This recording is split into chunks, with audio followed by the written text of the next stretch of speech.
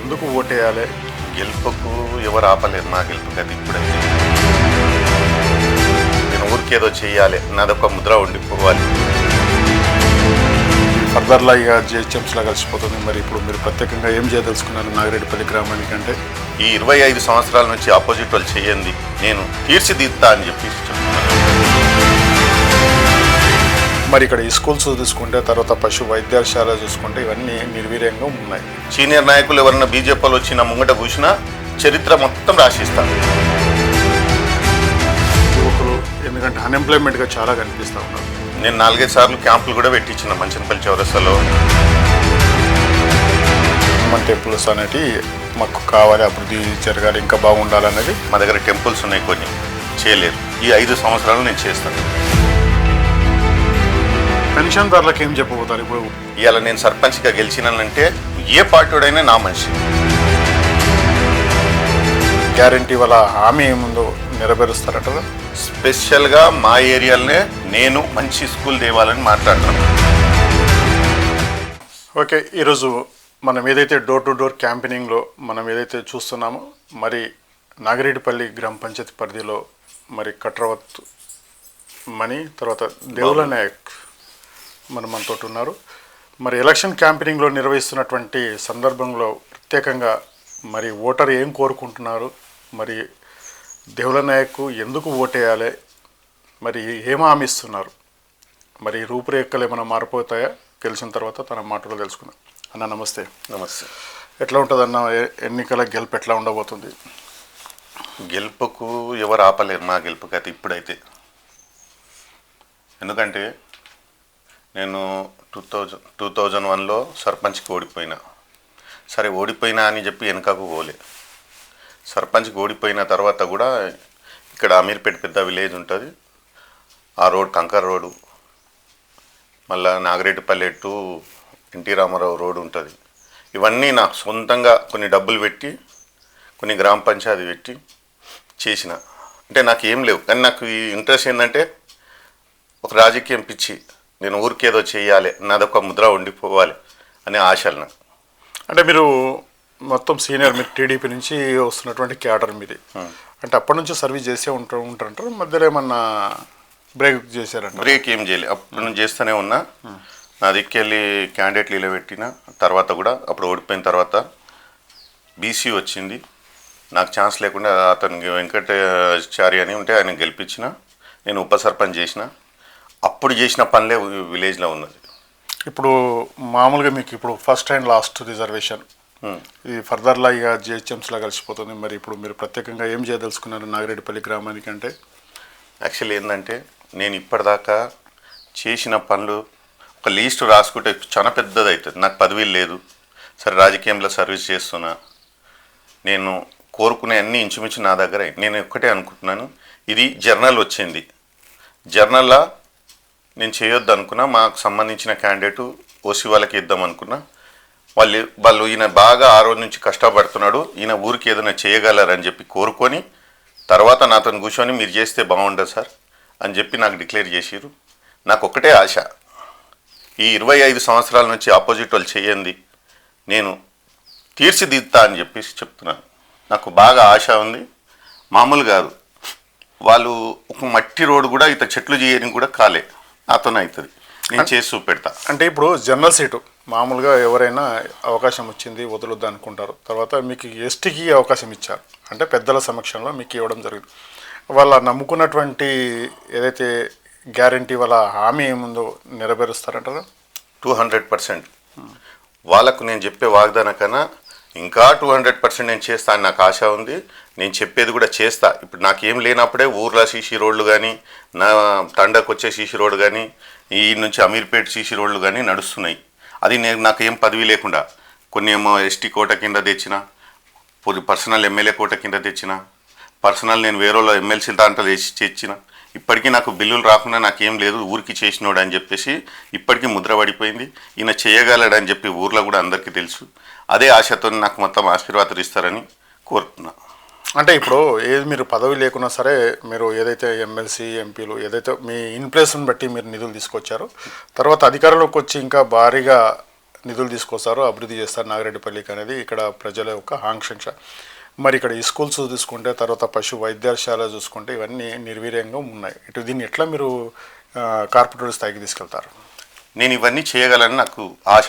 నేను 100% చేయగలను. ఇప్పుడు ఏదైనా సరే మా దగ్గర ఇంతకుముందు బీజేపీ పార్టీ నుంచే గెలుస్తున్నారు. వాళ్ళు గెలిచినాక నేను ఎవరి దగ్గర పోతే నేను కూడా చెప్పిన, సరే పార్టీ ఏదైనా ఉండొచ్చు, సర్పంచ్ మీరున్నా కానీ విలేజ్కు కలిసిపోయి తెద్దామంటే వాళ్ళు ఏడన్నా పోయి మేము తెస్తే పేరు మాది వస్తుంది, ఎమ్మెల్యేలు వాళ్ళు ఉంటారు అని చెప్పి వాళ్ళు బయటికి వెళ్ళాలి.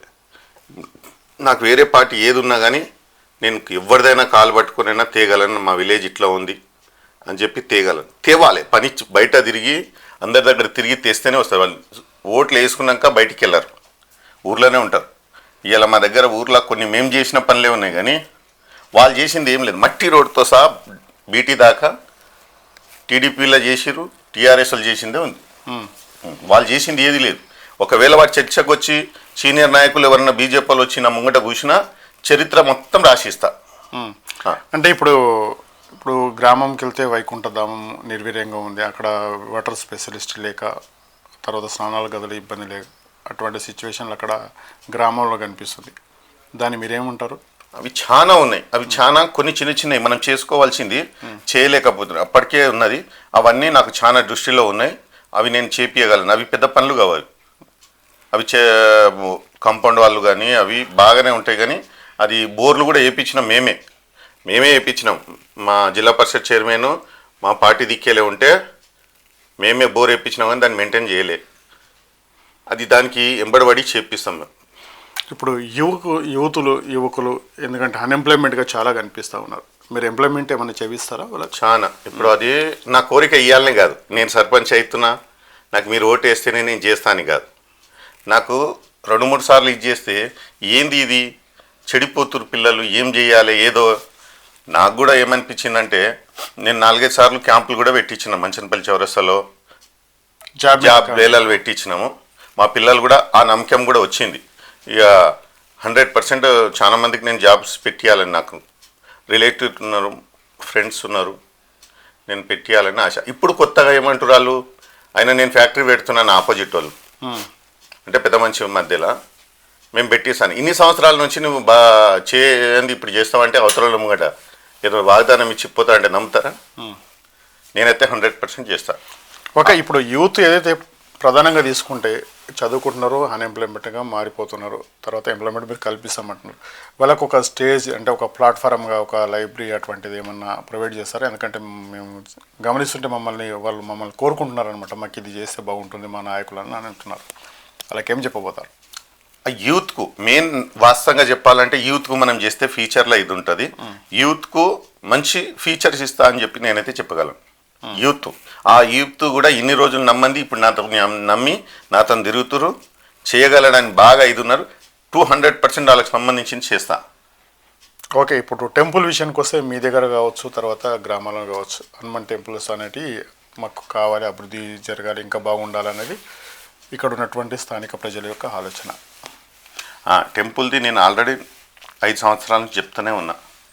మీరు చెప్తే నేను సహకారంతో టెంపుల్ అందరం కలిసి చేద్దామని. వాళ్ళు ఇప్పటిదాకా చేయలేదు. టెంపుల్ కానీ పక్క ఊర్లలో మాకు బొడ్రాయి కానీ అవి కానీ బాగా అయినాయి. మా దగ్గర టెంపుల్స్ ఉన్నాయి, కొన్ని చేయలేరు. ఈ 5 సంవత్సరాలు నేను చేస్తాను. ఎప్పుడన్నా మీరు కల్చర్ ప్రోగ్రామ్స్ అటువంటి కోఆర్డినేషన్ తీసుకొచ్చి చాలా హంగామా చేశారా? జరుగుతూనే ఉంటాయి డివోషనల్ ప్రోగ్రామ్స్ అటువంటివి చేస్తారా? ఏం లేదు. మేము ఆ కల్చర్స్ ఏం లేదు. మా దగ్గర టెంపుల్ కట్టినప్పుడు అందరం కలిసి కట్టినాం, మేము కూడా వాళ్ళకి సహకరించినాం, దాంట్లో ఏం లేదు.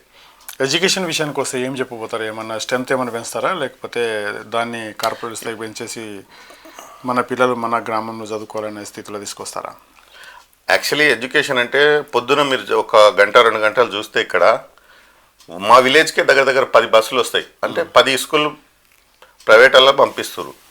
వాళ్ళు వస్తే అందరు కంప్లైంట్లే ఇస్తారు, రోడ్లు కానీ ఇది కానీ మాకు చాలా ఇది అవుతుంది. ఇప్పుడు ఆడపిల్లలు కూడా ఎవరైనా ఓటు అడిగినకి పోతే ఒకటే చెప్తారు, అయ్యా వాళ్ళు స్కూల్ నుంచి నాకు ఫోన్లు చేస్తారు, మీ రోడ్ బాగాలేదు. అది కాదు, స్పెషల్గా మా ఏరియాలోనే నేను మంచి స్కూల్ తేవాలని మాట్లాడుతున్నాను. కొన్ని నాకు రిలేటివ్ ఉన్నాయి మంచి స్కూలు, అసలు భాష్యమ్మలు నాకు టచ్ నా దగ్గరనే, నా పొలం దగ్గరనే, మా విలేజ్లోనే ఆయనకు ఫామ్ హౌస్ కట్టించిన. ఇప్పుడిప్పుడే ఈ మధ్యలోనే ఒక 2 ఎకరాల ల్యాండ్ ఇప్పించిన. ఆయన కూడా భాష్యం స్కూల్ ఇక్కడనే కట్టియాలని మంచిగా ఉంది. భాష్యం పేరు మీరు వినొచ్చు. అవును. భాష్యము చైతన్య అనే ఆయనకి నేను ఫామ్ హౌస్ కట్టించిన నేనే, ఫ్రెండ్స్ ఉన్నాడు, నేను ప్లాన్ చేస్తున్నా. ఒకవేళ ఇక్కడనే కడితే బాగుంటుంది. చుట్టుపక్కల గొల్లూరు ఇక్కడ విల్లాస్ అవుతున్నాయి, ఫ్యూచర్ బాగుంటుంది. 2-3 సంవత్సరాల్లో మా ఏరియా బాగా ఇదవుతుంది. అది నా ప్లాన్లోనే ఉంది. నేను కూడా ఇప్పించిన. ఓకే, పెన్షన్దారులకు ఏం చెప్పబోతారు? ఇప్పుడు వృద్ధులు ఉంటారు, వీడో పెన్షన్స్ ఉంటారు, రాక చాలా సతమతం అవుతున్నారు. వాళ్ళకి దగ్గర ఉండి ఏమైనా సర్వీస్ చేస్తారంటారు?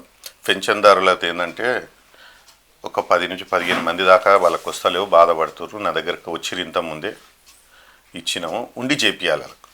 వాళ్ళు ఏంటంటే ఇంటికాడ పోతే అప్పటికే మాట్లాడుతారు, కానీ ఆశలు ఉంటాయి మనకు. పెద్ద మంచి లాగా ఉన్నాడు, ఒక సర్పంచ్గా ఉన్నాడు, ఈయన ఉంటే చెయ్యగలరు. పార్టీ గిట్టి అవసరం లేదు. అప్పుడు ఇవాళ నేను సర్పంచ్గా గెలిచినానంటే ఏ పార్టీడైనా నా మనిషి, అందరు నా వాళ్ళే. నేను నా ఇంటి మనిషిలాగా చూసుకొని చేసుకుంటేనే సర్పంచ్.